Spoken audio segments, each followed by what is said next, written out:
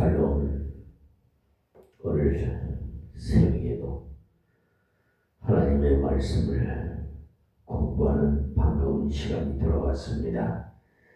사도행전 강해설교로 1장 15절에서 26절 말씀을 배우겠습니다. 봉독해 드립니다. 모인 무리 예수가 한 120명이나 되더라. 그때 베드로가 그 형제 가운데 일어서서 가로되, 형제들아, 성령이 다윗의 입을 의탁하사 예수 잡는 자들을 지로한 유다를 가리켜 미리 말씀하신 성령이 응하였으니 마땅하도다. 이 사람이 본래 우리 수 가운데 참여하여 이 직무의 한 부분을 맡았던 자라. 이 사람이 불의의 싹으로 밭을 사고 후에 몸이 곤두박질하여 배가 터져 창자가 다 흘러나온지라. 이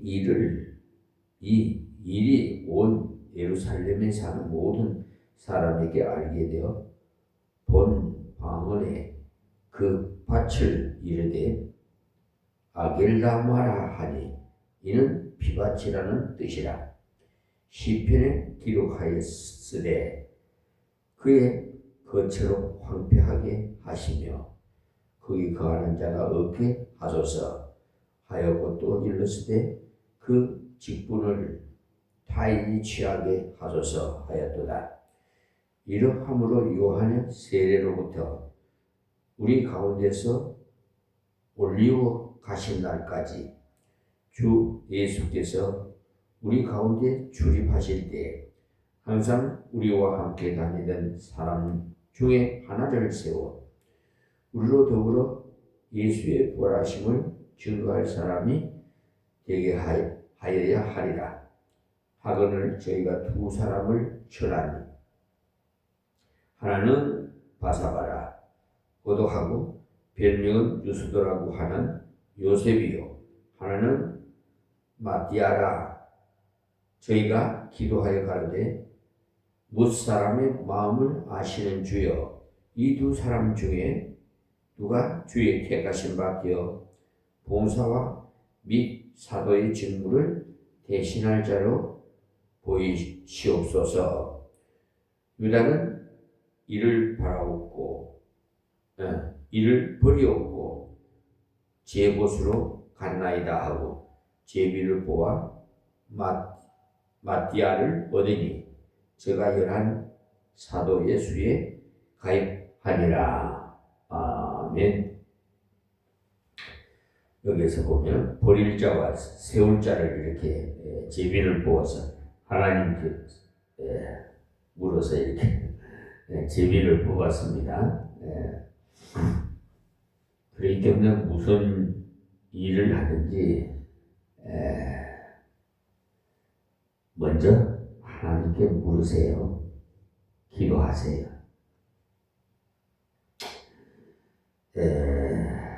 헌신 예배 시간이 되면요, 그 기관을 따라서 특별한 말씀을 증거하면요 좋겠는데, 저는 그런 재주가 별로 없어서 사도행전 그대로 전하고자 합니다. 그래도 하나님께서 적당하게 그 기관에 합당하도록 말씀을 주시는 것 같아요. 그래서 오늘 이 봉독해 드린 15절에서 26절까지의 그 말씀은 지근한 시간에 배운 120문도가 모여서 성령 충만을 받고자 간절히 기도했죠. 그들이 새롭게 일어나기 위해서 교회가 내적으로 준비하고 영적으로 준비하기 위해서 하나님께서 주시는 성령의 은사를 기다리면서 간절히 기도했다는 내용을 말씀드렸어요. 오늘 내용은 열흘 동안 기도하고 있는 중에 그때 대표라고 할 수 있는 베드로가 한참 기도하다가 가만히 생각하는 중에 하나님 말씀이 생각났던 것이죠. 그래서 구약에 이미 예수 그리스도를 배반함으로 실패할 자가 있고 또 그 직분을 타인이 취하게 하소서라고 하는 시편의 말씀이 생각났던 것입니다. 그래서 기도만 할 것이 아니라 기도하는 중에 하나님의 일을 더 효과적으로 할 수 있도록 사람을 뽑도록 해야 되겠다. 이렇게 깨달은 거죠. 그러니까 내적인 기도만 할 것이 아니라 외적인 행정적인 준비도 필요하다는 것을 깨닫고는 잠시 말씀을 전하는 사람을 뽑아서 사도를 세운 내용이 오늘 말씀 내용이에요. 그래서 세울 자, 버릴 자, 하나님께서 버리는 자가 있고 세워서 일하게 하시는 자가 있기 때문에 사도를 보충하는 보선해서 교회적인 역사를 규모 있게 감당하도록 이렇게 준비한 것입니다.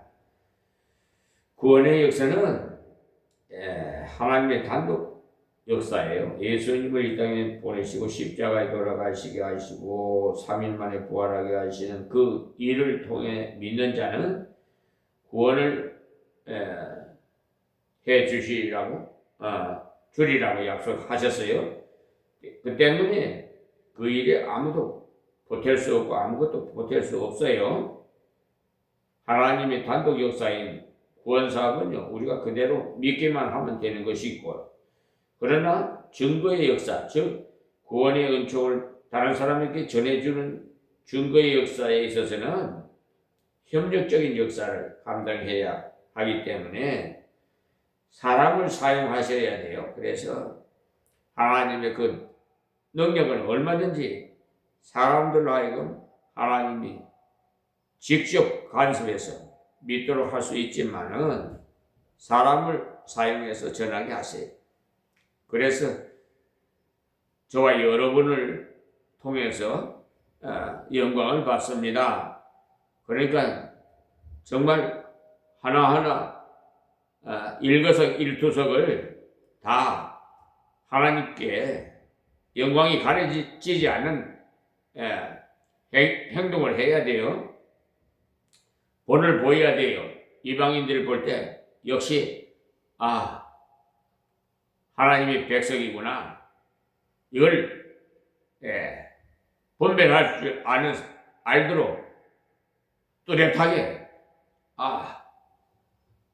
나도 예수 믿어야 되겠다 이런 마음이 스스로 우러나도록 이렇게 해야 돼요. 그래서 작은 예수가 되고 작은 성령이 돼야 돼요.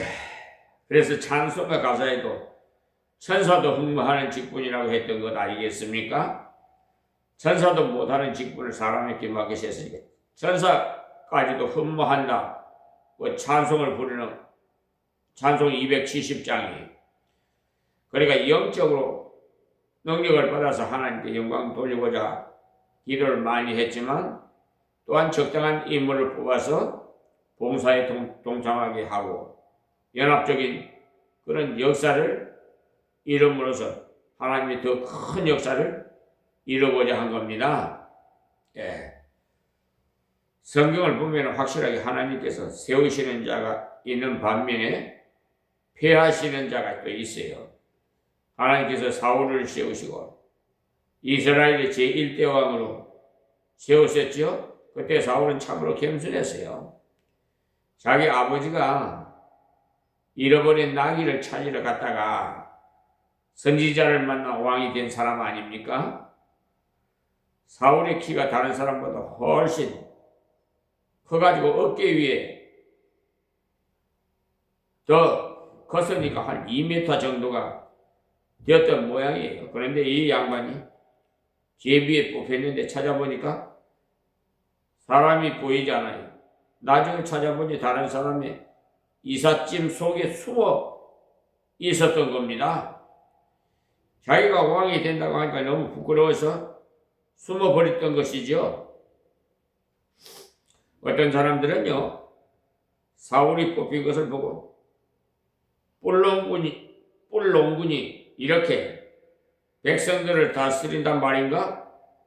이렇게 했습니다만 사울은 잠잠했다고 했어요. 그러니까 겸손한 모습이 나타난 거예요. 겸손할 때는 그는 하나님을 나라에 잘 다스립니다. 사무엘상 10장 21절에서 27절까지 찾아서 묵상해 보세요. 시간 있을 때. 그러나 교만해지자 하나님께서 그를 피하시고 다윗을 왕으로 세우신 거죠. 사무엘상 15장 22절에서 23절, 또 16장 1절에서 13절을 보십시오. 엘리 제사장은요, 아들들의 완악함을 보고도 그대로 두었다가 엘리 제사장 후손은 제사장직에서 폐하시고 사무엘을 제사장으로 세웠죠. 그래서 하나님께서 폐하시는 자와 세우시는 자가 있다.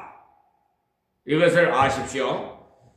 그러니까 하나님께서 세우시는 자가 되려면 어떤 사람이 되어야죠? 그것을 살펴봐야 돼요.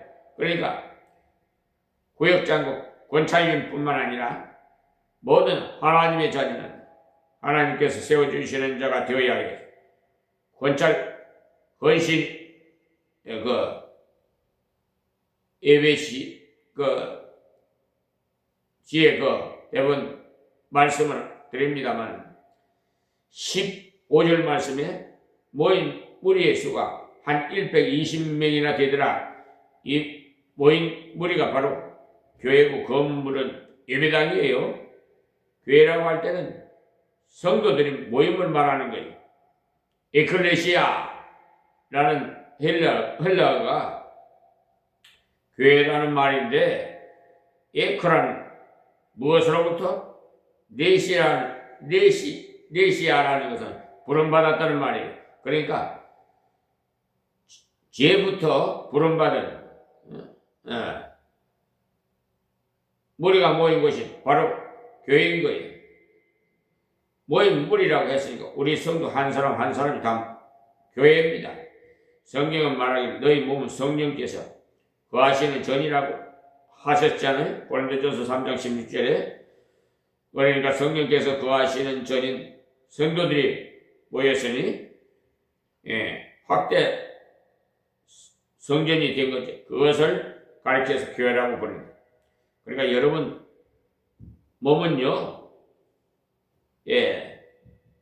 함부로 학대하거나 자살하거나 그럴 경우에는 버림받아요.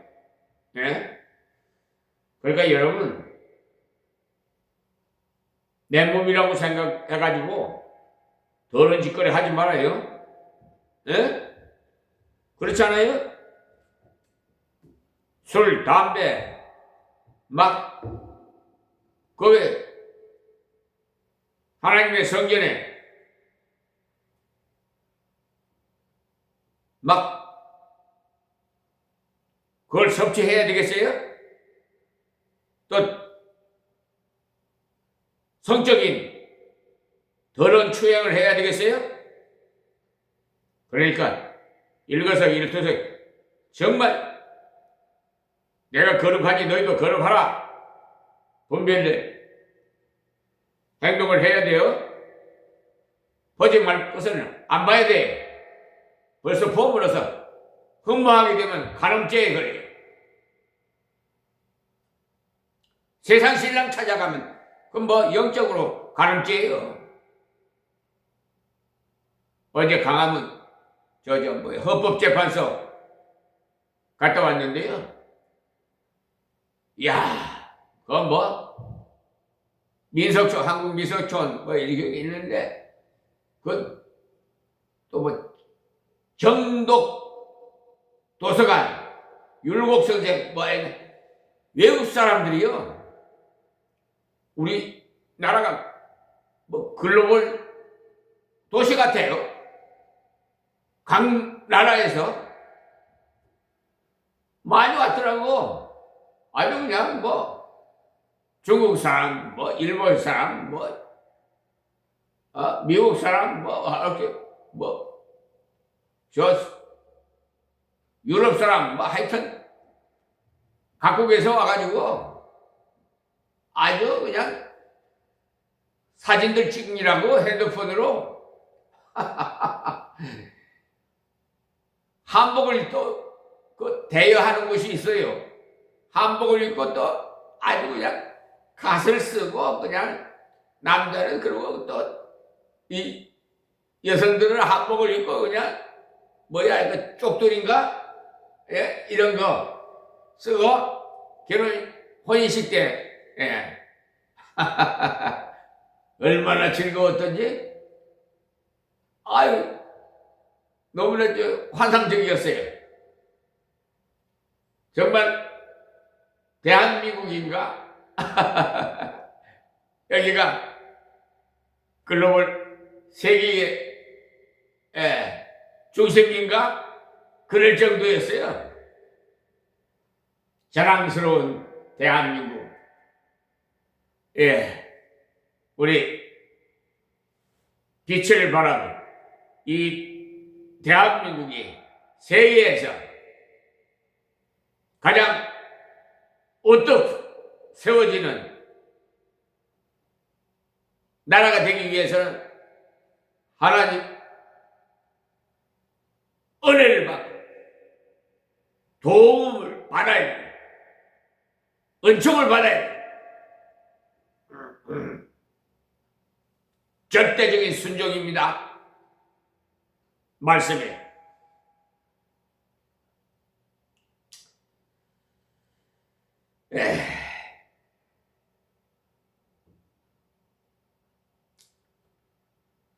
아주 그냥 젊은 사람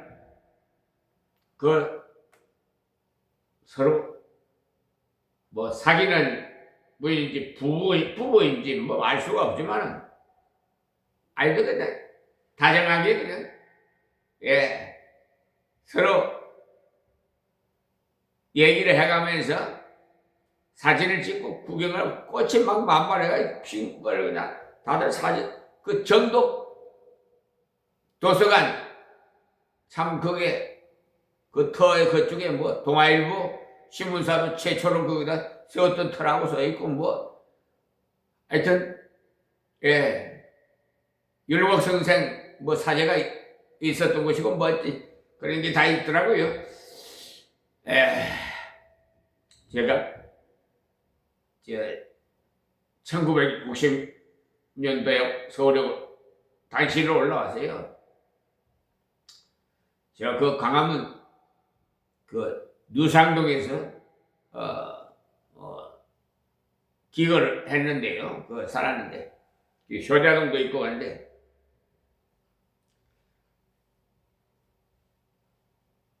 그때 당시는 그런 데로 다 다니보지도 못했어요. 사실은 바빠가지고 겨우 남산에 올라가서 타원을 한번 올라가고 좀 시간이 있을 때 그렇게 안 있었는데 어제 오랜만에 헌법재판소에 서류를 접수하러 직접 갔어요. 사법부에 사법농단한 아주 불의한 판사들 행위를 좀 보시고 판결해 달라고.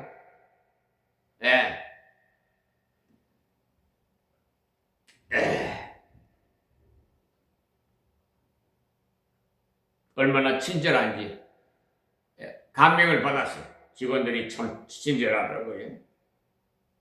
벌써 지식층은요 좀 달라요. 생각이 몸가짐이나 언어나 대하는 면이요. 그래 어때요? 하필이면 짝수 제 차가 터리자가 이자가 돼가지고 헌법재판소 들어가지를 못했어요. 짝수 홀수 이렇게 돼 있는데 그래서 정독 열이 좀 올라가면 정독 도서관이 있으니까 거기 주차를 가십시오. 그러더라고요. 그래서 그걸 찾아가 주차하느라고 그 바람에 그것도 하나님의 은혜예요. 구경 잘했습니다. 예. 사진도 메이커트를 해가지고 왔는데 하여튼 예. 하나하나 하나님께서 다 뜻이 있고 섭리 가운데 인도해 주시니까요. 예. 우리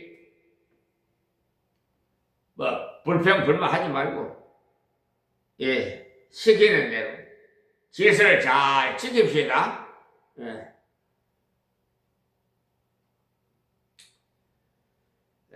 우리 몸은 성령께서 거하시는 전입니다. 그러니까 함부로 내 몸 이렇게 하지 마세요. 사용하지 말란 말입니다. 교회는 머리가 모였기 때문에 질서가 있어야 되고 또 모였다 할 때는 질서를 운영해 나갈 그 리더가 있어요. 그래서 서양 사람들은 모였다 하면 의장을 뽑는다. 그러니까 의장이라고 해서 높은 것이 아니에요. 동등한데 리드해 나가는 사람이다 이 말이에요. 투표할 때 그 사람 역시 한 표를 찍지 2표 찍지 않습니다. 가만 보면은 베드로가 이때 모인 무리의 리더였어요.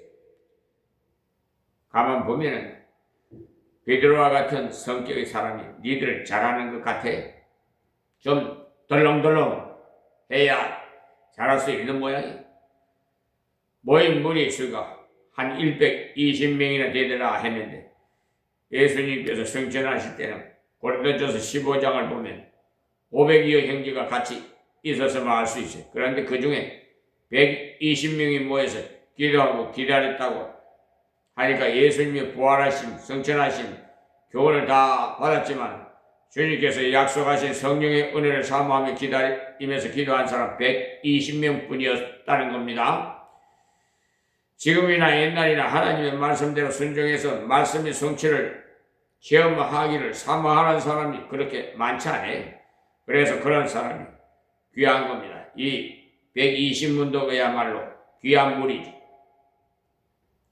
다른 사람이 잘 모이지 않는다고 어쩌니 할 것이 아니라 나는 열심히 모이지 않는 사람에게 전화하고 격려해서 같이 모이도록 할 것이지 모이지 않는다고 불평을 하지 말라는 겁니다. 좋은 말로 자꾸 하면은 좋은 말도 자꾸 하면 불평이 돼요.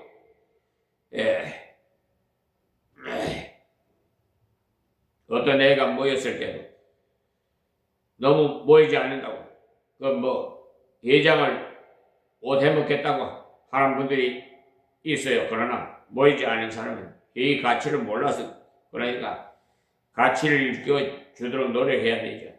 모임의 가치를 알게 되면은 모이게 됩니다. 그래도 예수님께서 부활하신 것도 보았고 승천하신 것도 보았으니 그야말로 그 체험을 했는데도 불구하고 진실하게 주님의 말씀을 그대로 믿고 성령을 기다리는 사람 120명이었다고 하는 사실을 여러분 아십시오. 그때 베드로가 그 형제 가운데 일어서서 가는데 그러니까 베드로를 사도의 행전을 기록한 누가는 소개하기를 형제라고 했어요. 또 베드로 자신도 16절에서 형제들아라고 하고요. 그러니까 어떤 사람이 말한 그 베드로가 일대 로마 교황이란 말 속 거짓말입니다. 믿지 마세요. 거짓말이에요. 베드로는요 교황이 되고자 한 적도 없고 교황이 되지도 않았어요. 그리고 교황이 되게 부적당한 사람이 그런 고기 잡던 무식한 사람이기 때문에 어떻게 라틴어를 알아서 로마에 가서 교황을 했다는 말입니까? 예? 차라리 바울이 했다면 어릴 것이. 그러니까 손 엉터리 만들어 놓은 것. 여러분, 거짓말이 속지 마세요. 베드로가 교양이 아닌 교황이 아닌 것이 확실한 것이 누가가 소개하기를 형제 가운데 베드로가 일어났다고 했고 베드로 자신도 형제들아라고 했으니 말이에요. 교황은요 형제들 하지 않습니다. 올라서면 나의 아들아 합니다. 아무리 노인이라도 나의 아들이라고 불러요. 그래서 로마 교황은 가르쳐서 파파라고 합니다. 신부란 말도 하나님 아버지란 말입니다. 알겠습니까?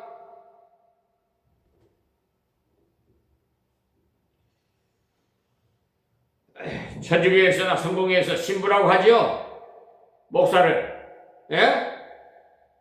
여러분 참고하세요. 그러니까 교만하기 그지없는 말이 성경적으로 베드로가 교양이 아니라는 것을 확실하게 알 수 있는 것입니다. 그리고 만약에 교양이었다면 형제들 가운데 일꾼을 세워야 되겠으니까 추천하라고 하지 않고 그냥 자기의 직권으로 임명하느라 하고 사도를 세우면 되는 거죠. 그러니 어떤 한 사람이 독재적으로 자기 마음대로 교회를 인도하는 바른 방법이 아니라는 것을 알 수 있어요. 베드로는요 의장이지 리더했던 거예요. 나중에는요 예수님이 동생 야고보가 예루살렘 교회의 의장이 돼 15장에 가면은 회의할 때 사회를 야고보가 합니다. 그러니까 베드로가 의장으로 있다가 야고보 당신도 의장을 하시오 하고 돌아가면서 의장을 했다는 것을 알 수 있어요. 그러니까 성경을 볼 때 교회에서는 계열이 따로 없다는 것을 알아야 합니다. 목사 계열이 따로 있어서 더 높은 것이 아니에요. 뭐 선후배 뭐 어쩌고 저쩌고 하는데 그런 거 따지면 안 돼요.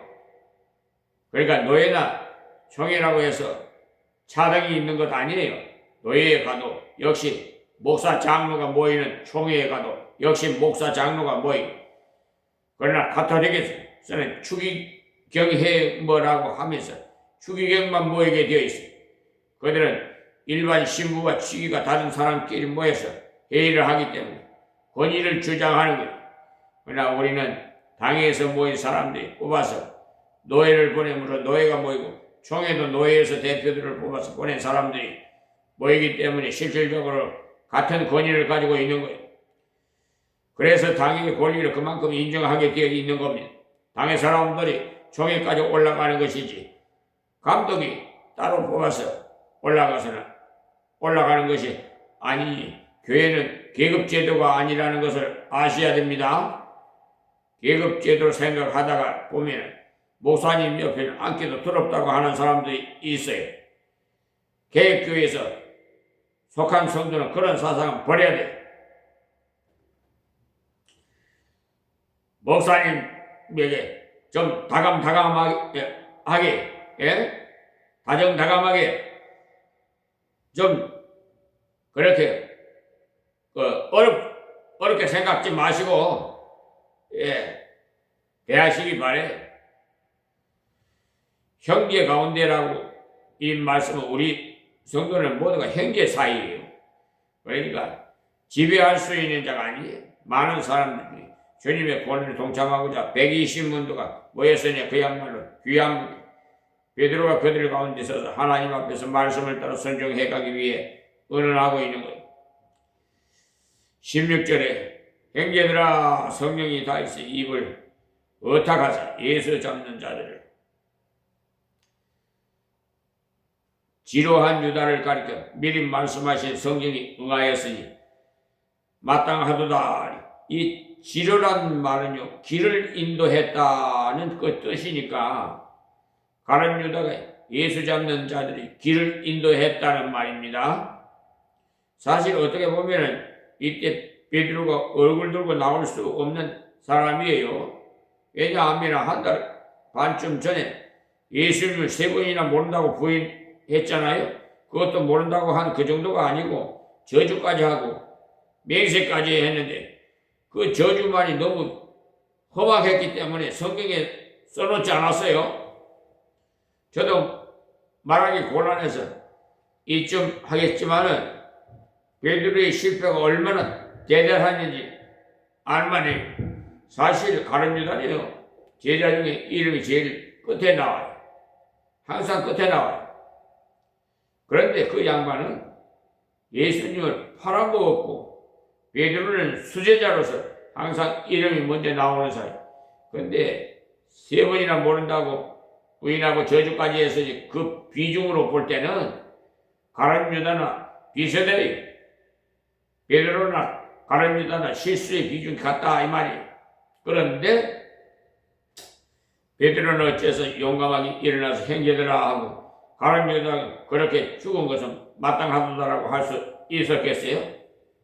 그러나 하나님 말씀 앞에 섰기 때문에 우리도 어떤 경우가 되더라도 하나님 말씀에서 위로를 받기도 하고 하나님 말씀에서 해결을 보기도 하고 하나님 말씀에 새로운 용기를 받아야 하는 겁니다. 가룟 유다가 왜 실패하고 또 그렇게 참 극단적인 길을 갔는가? 그는 죄를 짓고 난 다음에 하나님의 엄연하심만 생각했기 때문에 하나님께 돌아갈 마음을 갖지 못하고 자기 속만 들여다보고는 아이고 이 죽일 놈아 라고 하면서 계속 자기를 들여다보니까 도저히 죄책감을 감당할 수 없었어요. 그만 목매 자살하고 만 거지. 그러니까 뉘우치기로 말하자면 가룟 유다야만큼 많이 뉘우친 사람은 세상에 잘 없습니다. 잘못하면 뉘우치는 것이 회개인 줄 아는데 뉘우치는 것은 회개가 아니라 후회입니다.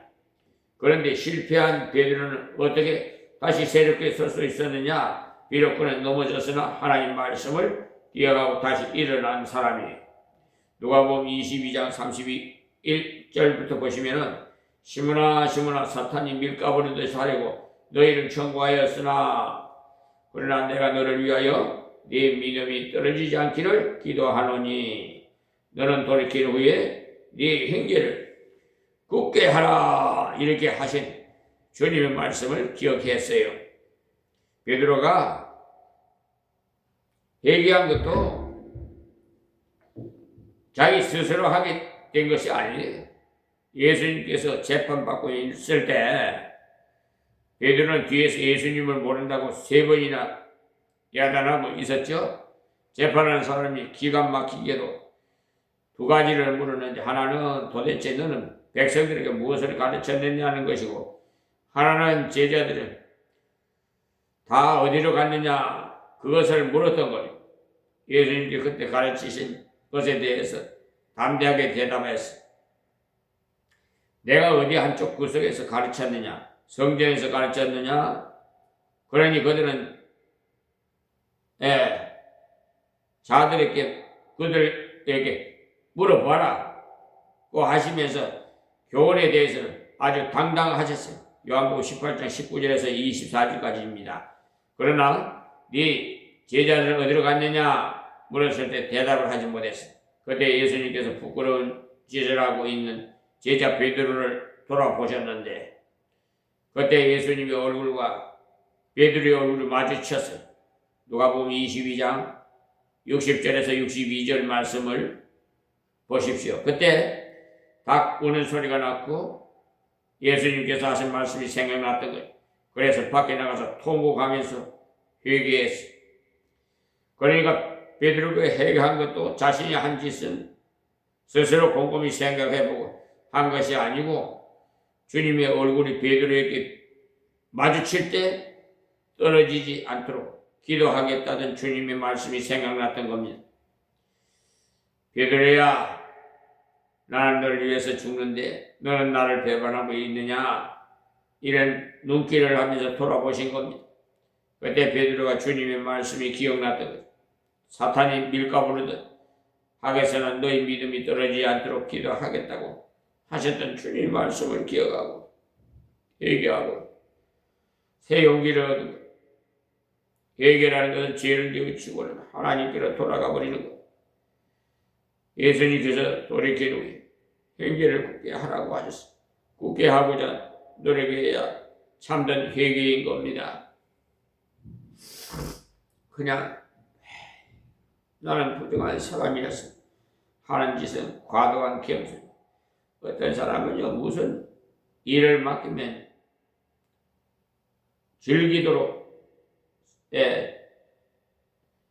즐기도록 사양을 하는데 계속해서 그것은 겸손이 아니에요. 교만이지. 하나님께서는 돌이킨 후에 행위를 굳게 할 수 있다고 하는데 왠가 내가 굳게 할 수 있겠습니까? 하는 것은 불순종이에요. 지난날 부족한 것이 있었더라도 주님께서 다시 사용하신다는 믿음이 있어야지. 주님께서 함께 하신다는 것을 믿을 수 있어야지. 지난날 실패한 것을 후회하고 있다면 아무런 유익이 없습니다. 평생 한숨만 쉬다가 끝날 거예요. 베드로야말로 베드로다운 사람. 그는 하나님 말씀을 생각했기 때문에 담대하게 일어났다. 그리고 베드로는 하나님의 말씀에 관한 올바른 생각을 가지고 있었죠.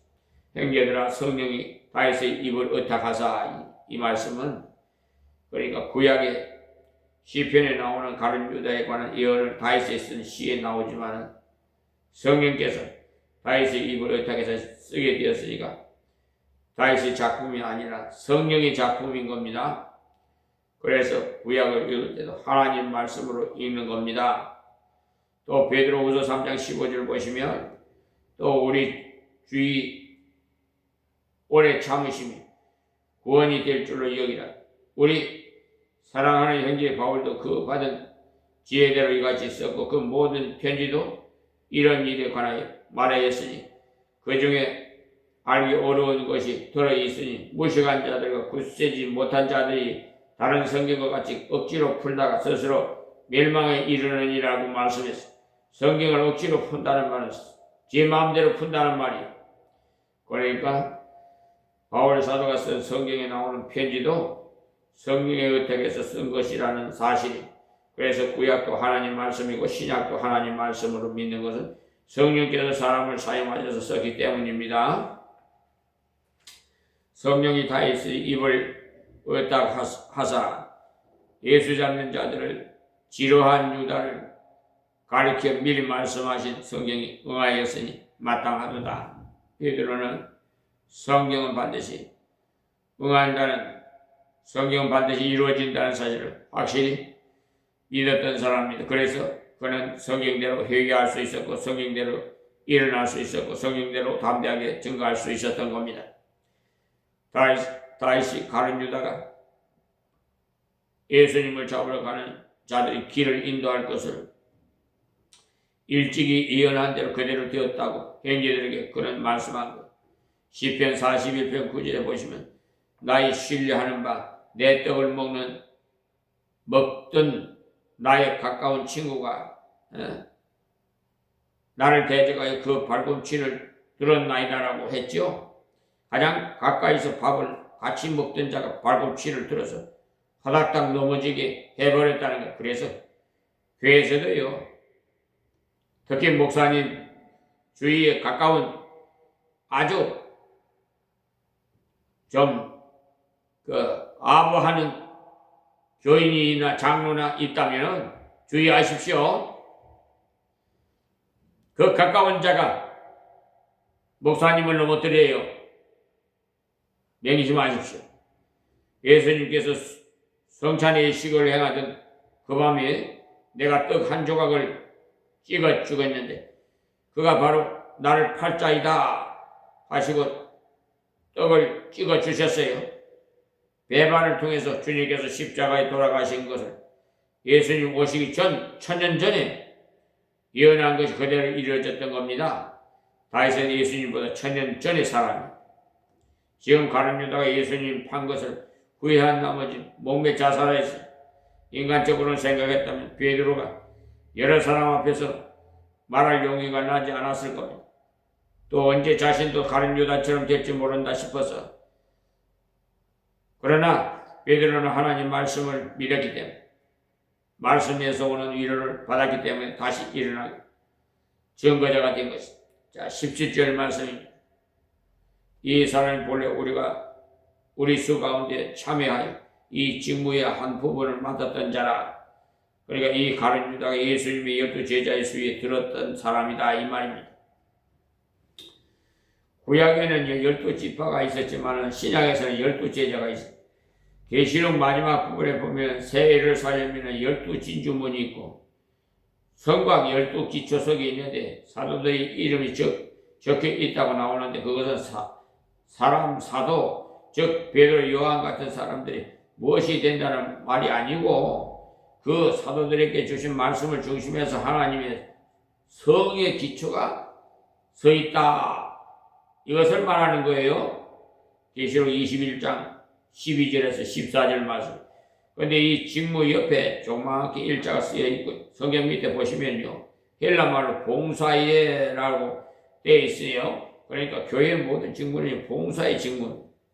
교회의 직무는 명예 직분이 아니에요.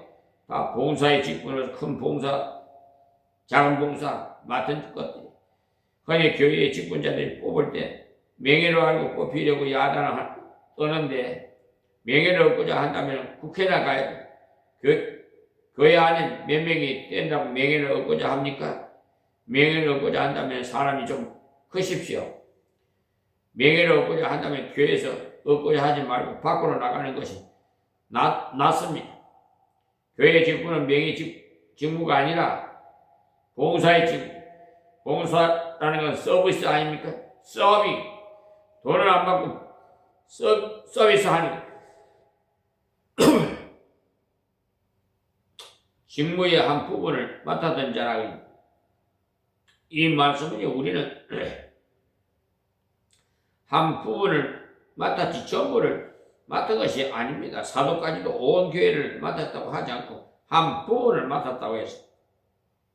목사도 한 부분을 맡아서 감당하는 겁니다. 물론 온 교회를 통치하는 의미에서는 다 맡은 것이 되지만 한 직무의 일을 감당하는 것. 그러니까 팔방미인을 요구하면 안 돼요. 저는 다른 것을 할 줄 몰라요. 오로지 말씀 외에는 기대할 것이 없는 사람. 이 양반은 성격을 가르치는 분이다 하고 알고 있어야 이렇게 신방을 안 하지 어디 가서 돈이나 꾸어오라고 하면 저는 전혀 할 줄 몰라요. 또 힘을 좀 쓰라고 한다면 그거 역시 못해요. 우리가 감당하는 직무는요 봉사의 직무이기 때문에 우리에게 무엇이 있어서 하는 것이 아니고 하나님께서 주시는 것을 따라서 봉사하는 거예요. 그리고 한 부분을 맡겨 주셨으니까 내게 맡은 분량을 따라서 지혜롭게 생각해야 되는 거예요. 내게 주시는 은사를 따라서 진실하게 감당해야 돼요. 사실 가룟 유다는 사도 중에서 회개한 직무를 맡았어요. 그런데 그만 수판을 잘못 놓아갖고 망하게 된 거예요. 하나님 앞에서 하나님께 대한 수판을 놔야 되는데 자기께 맞춰서 수판을 놨으니까 그만 망하고 만 거지. 지금도 교회에 와서 자기에게 관한 수판을 놓으면 안 돼요. 내가 어떻게 하면 알아줄 것이라는 그런 생각으로 하면 안 됩니다. 봉사할 때는 수판을 놓아가면서 한 것이 아니고 미련하게 하나님만 바라보면서 해야 됩니다. 이 사람이 불의의 싹으로 밭을 사고 후에 몸이 곤두박질하여 배가 터져 창자가 다 흘러나온지라. 이 말씀은 직무에 감당하게 살지 못했다는 것을 말합니다. 그가 봉사의 직무를 하도록 했는데 이 양반은 불의의 싹을 좋아했던 거예요. 지금도 변함없어요. 지금도 불의의 싹을 바라는 자들 수다해. 이 가룟 유다는 예수님의 제자를 하면서 돈을 벌고자 한 거예요. 지금 말이에요. 특히 사법행정을 보는 경찰, 검사, 판사, 대법관, 다 물론 양심이 있는 법관도 있어요. 또 경찰도 있고요. 다 불의한 자들이 아닙니다. 그 중에 정말 보석 같은 분들이 있어요. 목사라도 돈의 눈에 보여서 목사를 하면요, 평생 자기도 골치고, 교회도 골치기를 알아요. 가룟 유다는 처음부터 돈에 취미가 있어서 예수님을 따라다녀요. 예수님께서 500여 이적을 행하시니까 백성들이 예수님을 임금 삼은 줄을 보고 세상적으로 성공을 하면 이분은 제대로 따라다녀야 되겠다고 생각했는데 결정적인 그렇고 실망한 이유가 있습니다. 요한복음 6장 14절에서 15절에 요한복음 12장 3절부터 보시면요, 마리아는 지극히 비싼 향유 곧 순전한 나드 한 근을 가져다가 예수의 발에 붓고 자기 머리털로 그의 발을 씻으니 향유 냄새가 집에 가득하더라. 제자 중에 하나라서 예수님을 잡아 줄 가룟 유다가 말하되 이 향유를 어째서 300데나리온이 팔아 가난한 자들에게 주지 아니하였느냐 하니, 이렇게 말하면 가난한 자들을 생각하며 아니요 저는 도적이라 돈깨를 맞고 거기 넣는 것을 훔쳐 가미르라, 이렇게 기록되어 있어요. 이때가 바로 예수님께 십자가에 못 박히는 고난주간인데 마리아가 300데나리온짜리 향수를 가져와가지고 그것도 조금 부었으면 모르겠는데 그 향수병을 깨고는 예수님 머리에다 전부 부어버렸기 때문에 가룟 유다가 보니까 속이 부글부글 끓었던 모양이에요. 그래서 한 남자가 1년 동안 뼈 빠지게 벌어야 될 그 돈을 깨가지고 예수님 머리에다 붓다니, 저것을 팔아다가 가난한 사람에게 나누어 주면 300명에게 나누어 줄 수 있는데 하면서 속은 다르면서 겉으로는 아주 그냥 선한 체 하면서, 실제로는 가난한 자를 생각한 건 아닙니다. 그것을 돈깨에 넣어놓으면 빼먹기도 좋았을 건데 그만 그렇게 허비해버리니까 의문을 내는 것처럼 위장하고 성을 낸 거지. 그때 예수님께서 가룟 유다를 책망하시면서 가난한 자들이야 항상 너희와 같이 있으니까 언제든지 마음만 있으면 도와줄 수 있으니 나는 하나님의 뜻을 따라서 곧 죽는데 이 여인은 나의 장례를 준비한 사람이다라고 말씀하셨죠. 그때 가룟 유다가 인간적인 계산을 해보니까 예수님의 말씀과 자기 생각에 핀트가 전혀 맞지 않았으므로 그 길을 나가서 예수님을 팔 궁리를 한 거예요. 그러니까 목적을 잘못 가지고 예수님께로 나오면요 언젠가는 돌아서게 돼, 배반하게 돼 있어요. 부자 되고자 교회 오신 분들 아예 포기하십시오. 교회는요 부자 되는 것이 아니에요. 교회는요 예수 믿어서 생명 얻는 것이고 하늘나라에 영생 얻는 곳이지 돈 버는 것 아닙니다. 심지어 직분까지도 돈 버는데 덮고자 감당한다. 그래서 불의의 싹을 사랑하는 것이 되는 건데 베드로전서 5장 2절과 베드로후서 2장 15절에서 16절만. 그래서 요즘 이사를 오면요 이 교회 저기 교인 수가 많은 곳으로 가가지고 무슨 장사를 하든지 사업을 하든지 식당을 하든지 뭘 하면 그걸 노리는 거예요.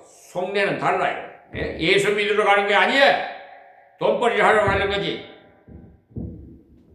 목적이. 그러니까 불의의 싹으로 밭을 사고 했는데 얘가 예수님 팔고 난 다음 예수님께서 신문당하시는 거 보니 잘못되었다 싶어가고 그 돈을 가지고 죄사에게 가서 내가 잘못 실수해서 예수님을 팔았으니 이 돈을 돌아받고 예수님 놓아주시오 하자. 그들이 말하길 네가 당하나? 우리는 책임지지 않는다. 한번 팔았으면 끝난 것이지 또 물으자고 하느냐? 하면서 가룟 유다가 너무 괴로워서 그 돈을 가지고 성전에다 던져 넣었어.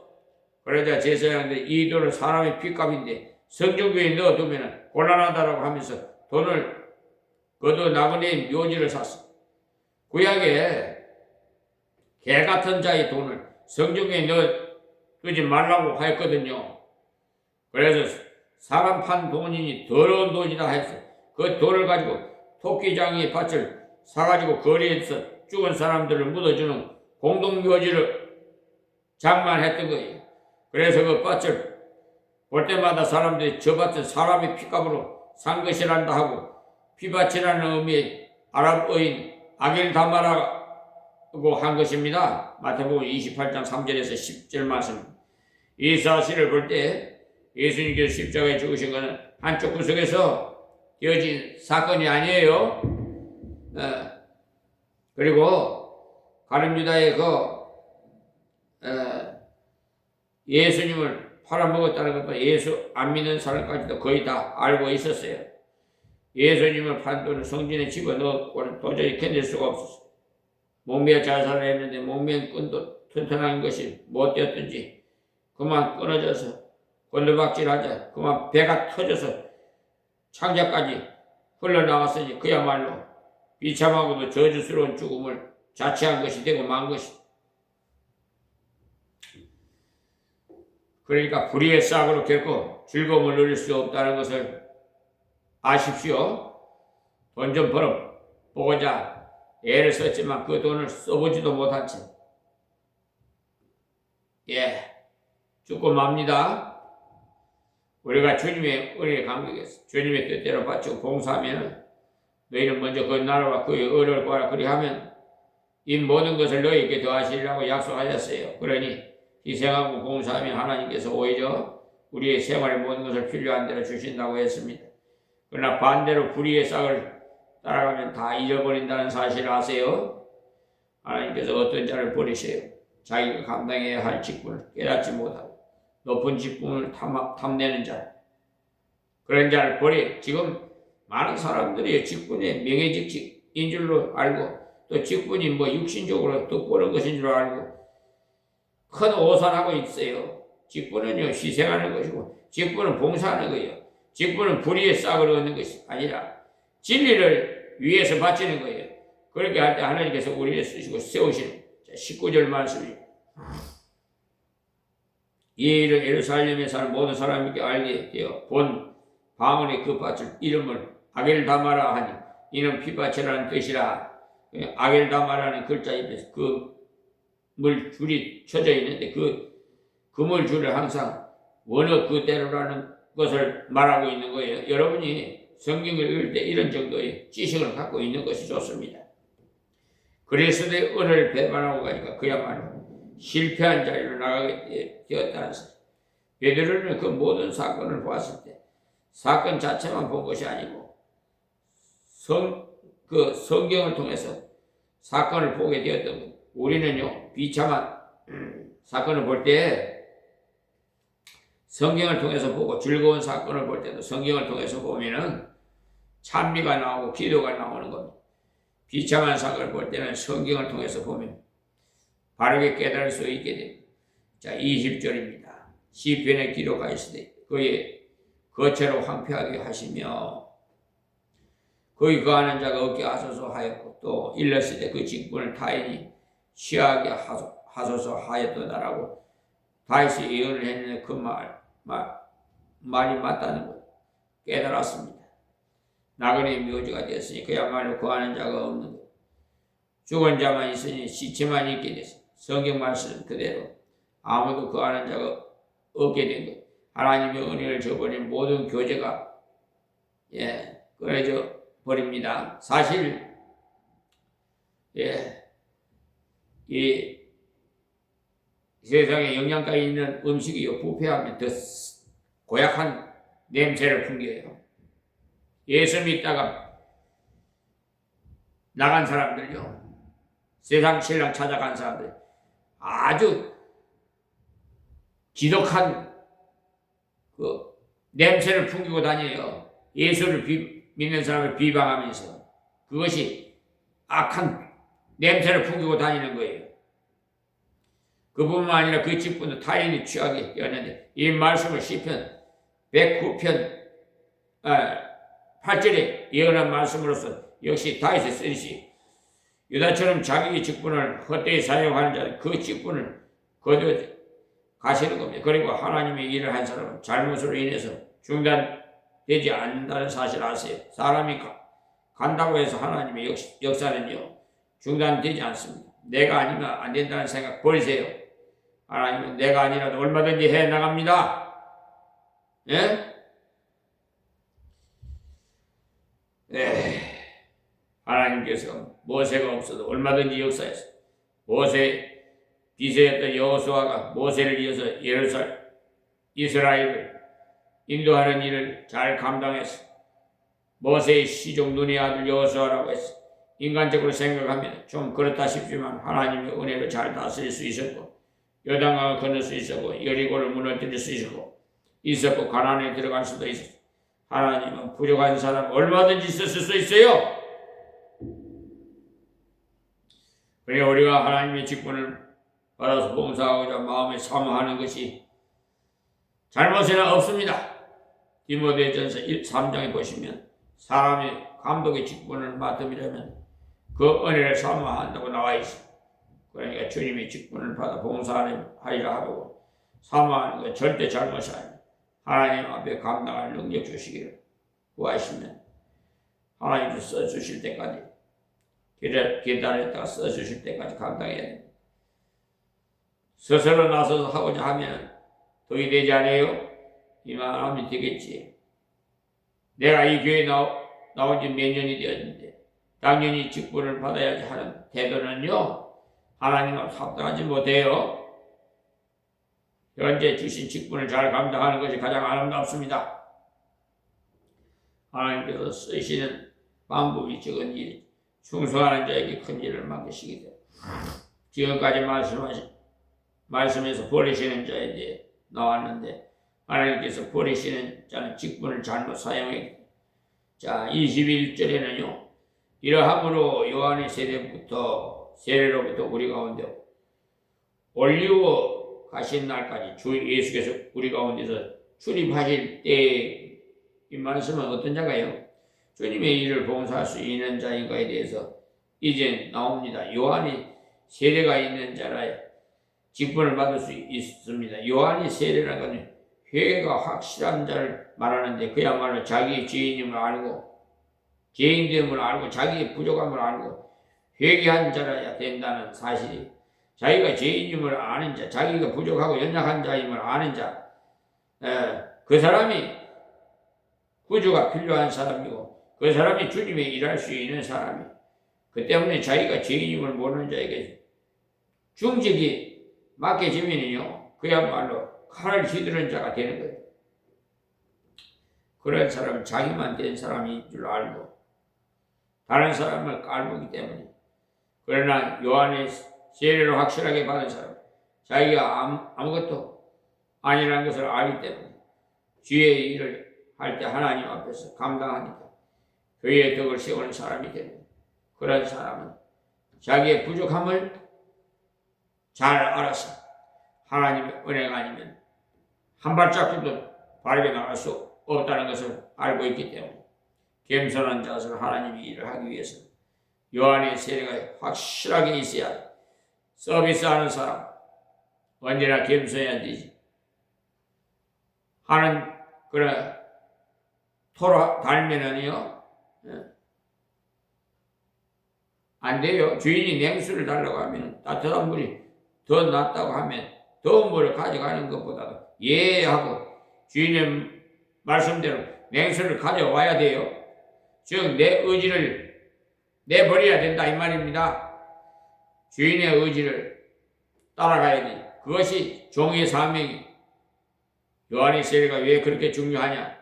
겸손하지 않는 사람은 주인의 뜻대로 일하지 않기 때문에 겸손하지 못한 사람이 고용인으로 들어오면 없는 것보다도 못해요. 시키는 대로 일하면 좋겠는데 자기 의견대로 고집 부리면서 일해봐요. 그야말로 속이 상하고. 그래서 요한의 세례가 필요합니다. 내가 부족하다는 사실을 아는 사람은 요한의 세례를 받아서 그렇다고 요한의 세례만 머물러 있으면 사람이 너무 저자세가 같아서 안 됩니다. 그래서 요한의 세대부터 우리 가운데서 올려 가신 날까지 주 예수께서 우리 가운데 출입하실 때 항상 우리와 함께 다니던 사람 중에라고 했어요. 그러니까 예수님께서 가실 때까지 꾸준하게 주님을 따르는 중에 일꾼을 뽑아야 됩니다. 특별한 것은 없더라도 꾸준하게 출석 잘하는 사람에게 일을 시키면은요, 일도 기분 내키는 대로 할 것입니다. 기분이 좋으면 잘하고, 그렇지 못하면 나오지 않든지 왔다가도 자기 마음에 들지 않으면 마음대로 가버리고 하면 안 돼요. 하나님의 일은 그렇게 하면 안 됩니다. 그 때문에 주님께서 올려 가실 때까지 항상 교제하면서 연단받는 사람 중에 증거자로 세워야 된다는 사실을 아세요. 연단이라는 훈련을 말하는데 훈련이라는 하루아침에 되어지는 것 아닙니다. 때문에 예수 믿은 지 얼마 되지 못한 사람은 사회적인 직위가 높다고 해서 직분을 주면 곤란해요. 우리 한국교회 그런 경우가 수다해. 큰일 날 일이에요, 지금요. 하나님께서 인정하지 않아요. 그런 자들이 오히려 가늠주다 같은 자가 돼요. 하나님의 나라의 일을 멸시할 수 있기 때문에 주위에 교회도 별 수 없더라고. 내가 사회적으로 좀 높은 지위에 있다고 당장 알아주더라고 하게 될 것이니까 그 사람에게도 유익이 되지 못하고 교회도 유익되지 못해. 그러니까 상당한 신앙의 연조와 함께 끈기 있게 주님을 따르는 연단된 사람으로서 주님의 사랑과 은혜와 능력을 경험한 사람, 즉 주님의 은혜를 받아 봉사하려는 사람을 뽑아 증인으로 삼아야 된다는 사실 아세요? 예? 하느님이라고 하는 사람을 장로로 세워보세요. 개교회에서. 예? 하나님 인정하실 줄 알아요? 하느님은 하늘의 신이에요. 우상을 믿는 자를 장로로 세워봐요. 직분자로 세워봐요. 마귀들이 우글우글거리. 수호신 귀신들, 마귀, 사탄들을 불러들이는 WCC 집단들 가입한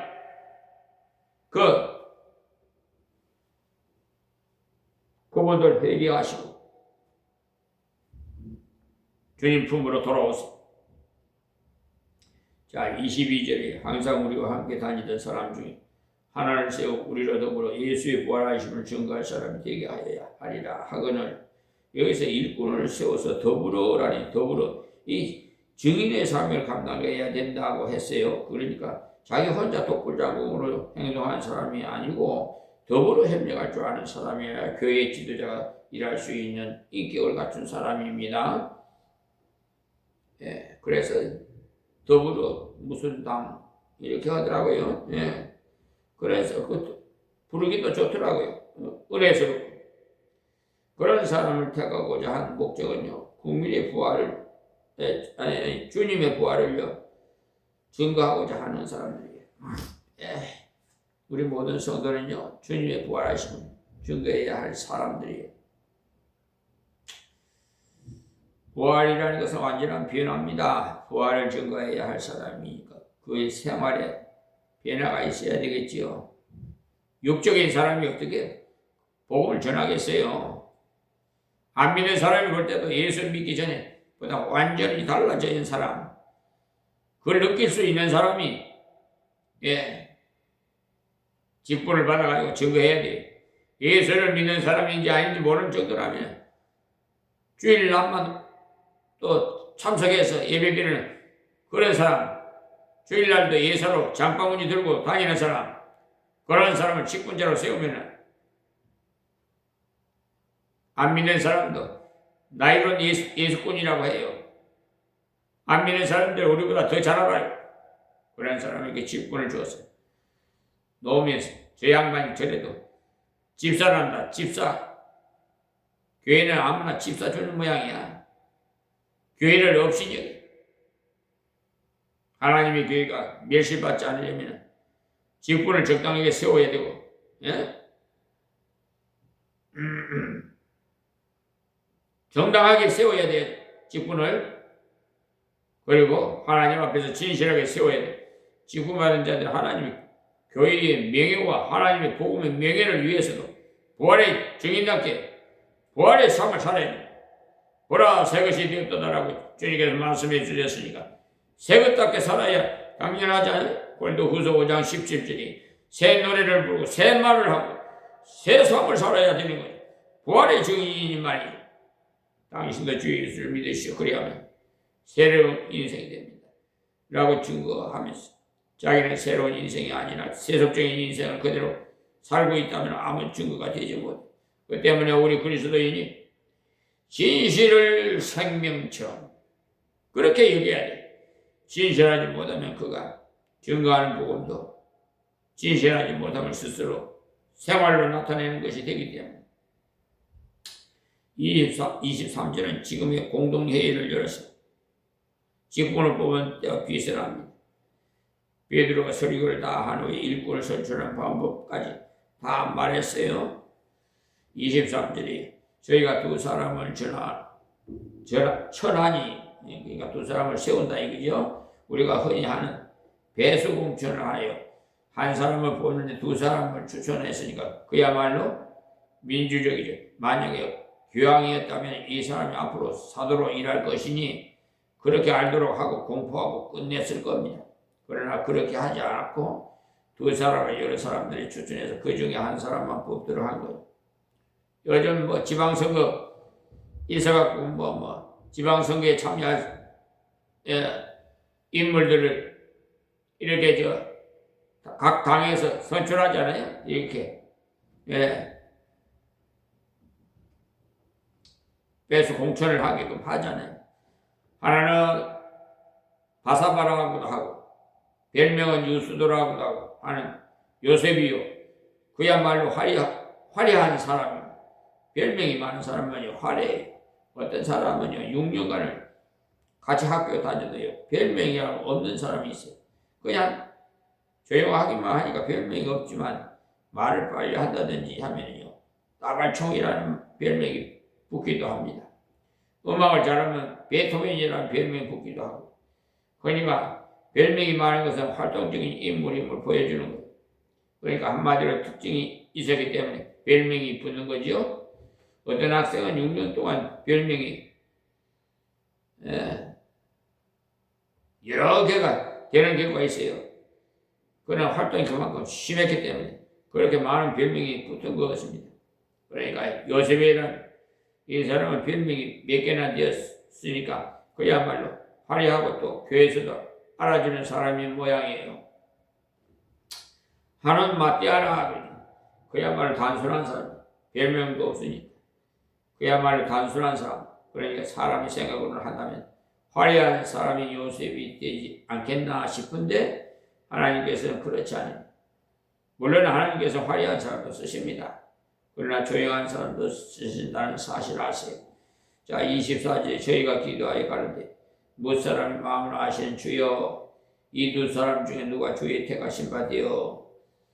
그러니까 사람의 할 일을 다 하고는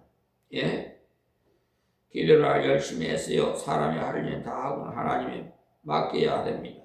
사람의 할 일도 하지 않고 하나님의 지시가 내려지기를 기다리는 사람 그거는 합당하지 못해요. 그래서 베드로가 의견을 제시했어. 여러분 중에 어느 분이 좋겠습니까? 회개가 철저한 사람으로서 주님을 끈기 있게 따르면서 훌륭한 사람으로서 부활의 증인이 될 수 있는 사람을 여러분 중에 선택하도록 합시다 하고 의견을 내놓았더니 어떤 사람 활발한 요셉이 적당합니다 하고 추천한 사람도 있고 또 어떤 사람은 마띠아가 얌전하지만 훌륭합니다 하고 추천한 사람도 있었어요. 그러니까 이 두 사람이 다 덕을 세웠다는 사실이에요. 교회에서 덕을 세우는 사람이라야 천거를 받을 수 있어요. 그러나 그런 것을 다 하고 최후로 하나님께 기도를 합니다. 사람의 생각으로는 추천을 했지만은 하나님의 뜻은 어떤 사람에게 있는지 기도를 한 거죠. 우리 교회도 직분을 세울 때는 중요한 일을 할 때는 기도를 많이 해야 합니다. 그래야 하나님께서 쓰시는 사람을 뽑을 수 있고 그 결과에 대해서도 잡음이 없어져요. 하나님 앞에 기도를 열심히 하고 구해야, 예? 없다 보면 참으로 훌륭한 합당한 사람이 뽑혀요. 어떤 사람은요 경력이 화랑해도 안 뽑힐 때가 있어요. 결과를 보면 가장 합당한 사람이 뽑혀요. 그러니까 결과가 나오면 그대로 승복해야 됩니다. 저희가 기도할 가운데 몇 사람의 마음을 아시는 주여, 이 두 사람 중에 누가 주의 택하신 바 되어, 그러니까 주님 마음에 드는 사람이라야 되기 때문에 주님께 기도한 겁니다. 자, 25절에요. 봉사원 및 사도의 직무를 대신할 자를 보이시옵소서. 이렇게 기도했어요. 주님을 대신해서 봉사할 사람을 보아야 된다는 사실. 주님께서도 이 땅에 계실 때 섬김을 받고자 오신 것이 아니라 섬기려고 오셨다고 말씀하셨죠.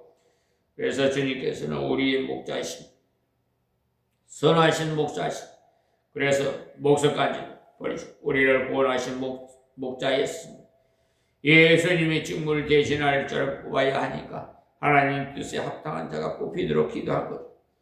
유다는 이를 버리고 제 곳으로 갔나이다 하고, 유다가 지옥 갔다고 하자니까 곧 좀 그렇고 해서 제 곳으로 갔다고 표현한 거예요. 그러니까 지옥으로 갔던 거예요. 그래서 자살한 사람 지옥 갑니다. 이게 뭐 제 말이 아니라 성경적으로 하나님 말씀이에요. 그런데 그런 사람 십자가 표를, 자살한 뭐 연예인 뭐 등등 유명한 사람들은 뭐 십자가 위패를 따르고 장례식을 하는데 하나님은 업신정 있는 자들 얘기하셔야 돼요. 자, 26절에 제비 뽑아 마띠아를 얻으니 자기 11사도 수에 가입하니라. 제비 뽑는 이유는 하나님이 절대적인 인도를 받기 위해서입니다. 저희 대한예수교 장로회 합동 총회는요, 이 하나님 말씀에 의해서 총회장을 제비로 뽑았거든요. 그런데 육적인 생각이 변질이 돼가지고 투표를 하게 또 변질을 하게. 여러분, 목사님들 노예 소속이라서 노예 하든지 총회 가든지요, 가서 보면은요, 하나님 은혜 가운데 이 회의를 해야 되는데 육적인 회의를 하고 있어요. 얼마나 불쾌한지. 그냥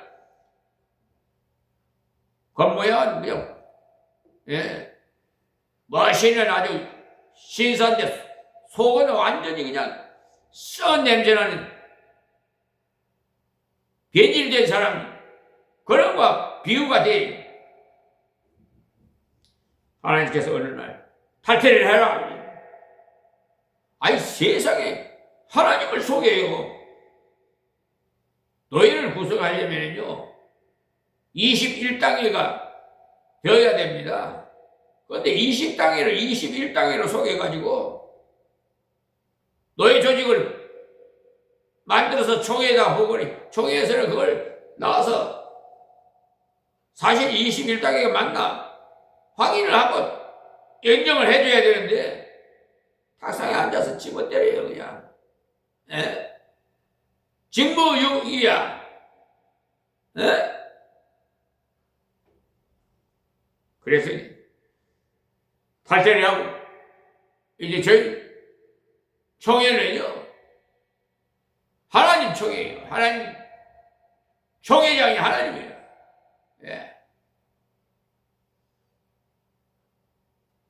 독립교회 여러분, 대한예수교 합동 독립교회 총회예요. 아시겠습니까?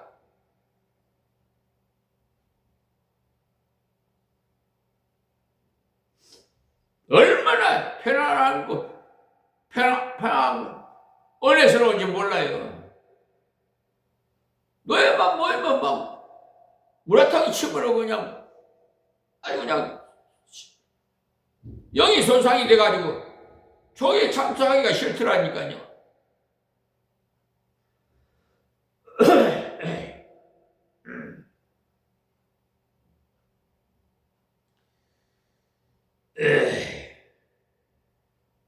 자본서 16장 33절에 보시면 제비는 사람이 뽑으나 뜻은 하나님께 정하시니라고 하신 대로 요나가 제비를 뽑히지 않았습니까?